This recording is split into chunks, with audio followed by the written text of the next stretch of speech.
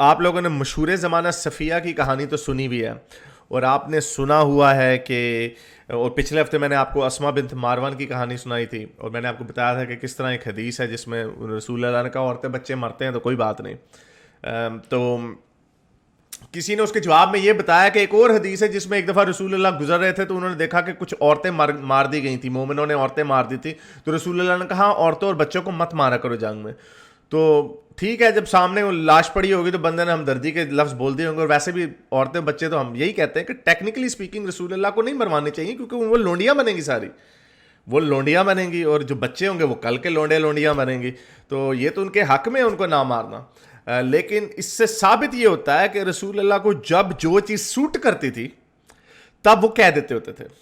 اس وقت انہیں غصہ تھا، انہوں نے اس قبیلے پہ حملہ کروانا تھا، تو جس مومن نے پوچھا کہ رسول اللہ عورتیں بچے بھی مارے جاتے ہیں، تو رسول اللہ نے کہا کچھ نہیں، پیل دو سب کو.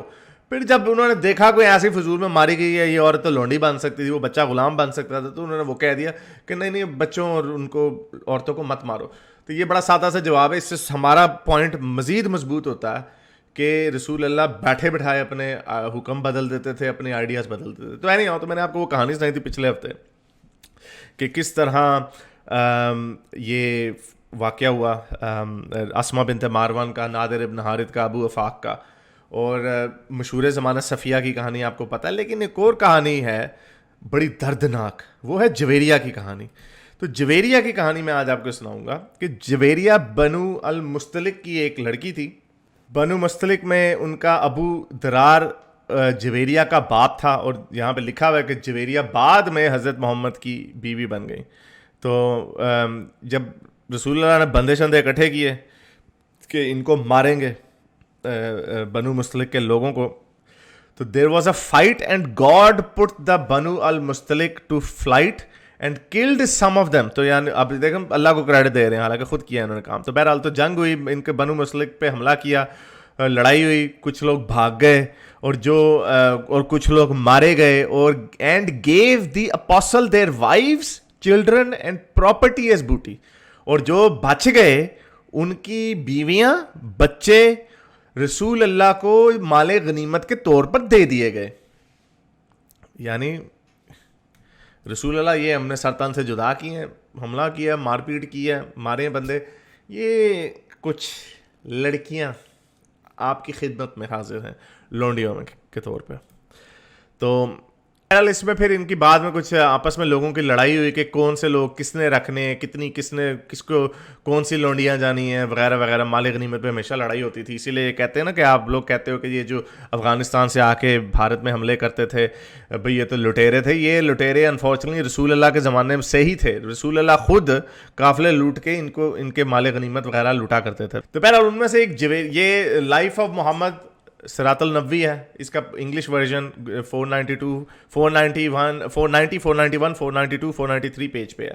تو اس کے اندر ایک اور جھگڑا بھی ہوا لوگوں میں کہ آپس میں بھی کس نے کس کو بانٹ رہا ہے، کس نے کس کو نہیں بانٹ رہا. تو یہ 493 کے اوپر واقعہ لکھا ہوا کہ بنو مستلق جب جویریہ جو تھی وہ تھابیت کے ہتھے چڑھ گئی. یعنی جب یہ لوگوں کا نا گروپ بنایا کرتے تھے، فلانی لڑکیاں بچے جو بچ گئے مر تو مار دیے ہیں، وہ ادھر ایک ٹولہ ادھر بنا دیا، ایک گروپ ادھر بنا دیا، ایک گروپ ادھر بنا دیا. تو ان میں سے جو جویریہ کا جو گروپ تھا وہ تھابیت کے ہاتھ لگ گیا. تو جویریہ نے کہا کہ بھائی میں تو ایک سردار کی بیٹی تھی، تو میں ایسے تھابیت جیسے عام سے چول کی غلام کیوں بنوں؟ اگر میں نے غلام بننا ہی ہے تو کسی بڑے آدمی کی بنوں. تو اس نے اپنے آپ کو رسول اللہ کی خدمت میں پیش کیا اور اس نے کہا رسول اللہ میں بنو مستلق کے لیڈر کی بیٹی ہوں، تو آپ میرے بدلے میں آپ مجھے اپنے غلام جو ہے آپ مجھے بنا لیں. تو اس نے کہا کہ میری ساتھ لیکن ایک شرط ہے شادی، میں آپ کے ساتھ شادی بھی کرنے کے لیے تیار ہوں اگر آپ 100 خاندان آزاد کر دیں. یہ دیکھیں لکھا ہوا ہے when he married her 100 families were released. I do not know a woman who was greater blessing to her people than she. یہ حضرت عائشہ کہانی سنا رہی ہیں کہ وہ جویریہ اتنی خوبصورت تھی کہ جب وہ کمرے میں آئی تو مجھے ایک آنکھ نہیں بھائی، کیونکہ مجھے پتا تھا کہ حضرت محمد کو پسند آ جائے گی. یہ لکھا ہوا اس میں، یہ میں نہیں بتا رہی، صراط النبوی میں لکھا ہوا. You can see the state to which I have been brought. I have fallen to the lot of Thabit or his cousin.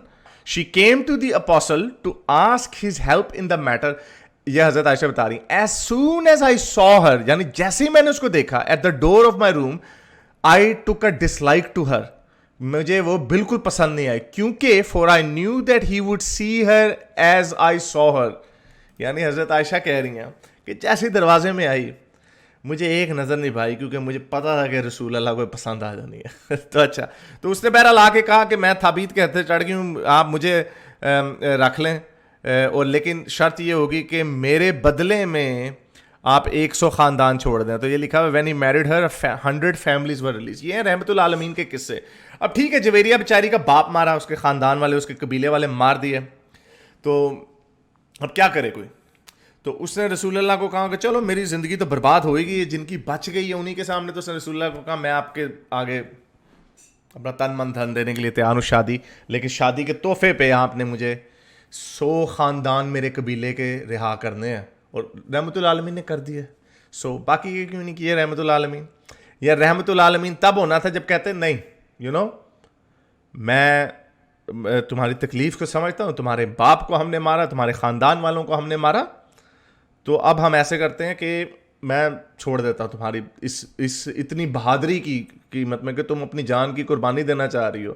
جس بندے نے یعنی حضرت محمد نے اس کے خاندان والوں کو مارا, تم اس کے ساتھ سونے کے لیے تیار ہو گئی ہو, تو چلو میں تم سب کو آزاد کرتا ہوں, تمہیں شادی کرنے کی بھی میرے ساتھ اجازت نہیں ہے, ضرورت نہیں ہے. تو یہ تھا حضرت محمد کا کیریکٹر. ذرا امیجن کریں, یہ اس کو ڈراماٹائز ہوگا جب تک یہ فلمیں نہ اس طرح کی بنے, واقعی فلمیں نہ اس طرح کی بنے کہ ایک بیٹھا ہوا ایک آدمی قبیلے کا, اس نے آ کے سارے قبیلے پہ حملہ کیا, ان کے مردوں کو مار دیا, ان کی عورتیں ان کے سامنے لائی جا رہی ہیں, وہ کہہ رہی ہیں کہ بھائی باپ میں آپ کے ساتھ سونے کے لیے تیار ہوں, بس یہ 100 خاندان کو چھوڑ دیں. آنسو ٹپ ٹپ بہ رہے ہوں گے اس کے بیچاری کے. تو بہرحال یہ ایسی یہ صفیہ کی آپ لوگوں کو کہانی پتہ ہے, یہ جویریہ کی کہانی نہیں آپ کو پتہ, یہ جویریہ کی بنو المستلق کی کہانی ہے. اس کو بھی ضرور پڑھیے گا. میرے اس نیک کام کو جاری رکھنے کے لیے مجھے پے پیل یا پیٹریون پہ ضرور سپورٹ کیجیے, تاکہ میں اپنا پیغام زیادہ سے زیادہ لوگوں تک پہنچا سکوں.